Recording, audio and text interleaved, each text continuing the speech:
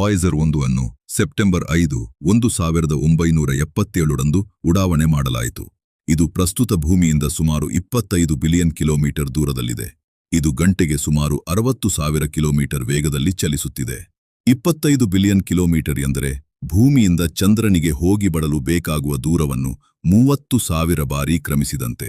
November 2026ರ ಹೊತ್ತಿಗೆ Voyager 1 ಭೂಮಿಯಿಂದ ಒಂದು ಲೈಟ್ ಡೇ ದೂರವನ್ನು ತಲುಪಲಿದೆ. ಅಂದರೆ ಬೆಳಕು 24 ಗಂಟೆಗಳಲ್ಲಿ ಕ್ರಮಿಸುವಷ್ಟು ದೂರವನ್ನು ಇದು ತಲುಪಲಿದೆ. ಇದರೊಳಗೆ ಒಂದು ಗೋಲ್ಡನ್ ರೆಕಾರ್ಡ್ ಇದೆ. ಅದರಲ್ಲಿ ವಿವಿಧ ಭಾಷೆಗಳ ಹಾಡುಗಳು, ಜಾನಪದ ಗೀತೆಗಳು ಮತ್ತು ಅನಿಮೆಯಂತಹ ಸಾಂಸ್ಕೃತಿಕ ವಿಷಯಗಳಿವೆ. ಇದು ಭವಿಷ್ಯದಲ್ಲಿ ಯಾವುದಾದರೂ ಪರಗ್ರಹ ಜೀವಿಗಳಿಗೆ ಏಲಿಯನ್ಸ್ ಸಿಕ್ಕರೆ ಮಾನವ ಸಂಕುಲದ ಪರ 2012ರಲ್ಲೇ ಇದು ನಮ್ಮ ಸೌರವ್ಯೂಹದ ಗಡಿಯನ್ನು ಹೀಲಿಯೋಪಾಸ್ ದಾಟಿ ಅಂತರತಾರಾ ಬಾಹ್ಯಾಕಾಶಕ್ಕೆ ಇಂಟರ್ಸ್ಟೆಲ್ಲರ್ ಸ್ಪೇಸ್ ಪ್ರವೇಶಿಸಿದೆ.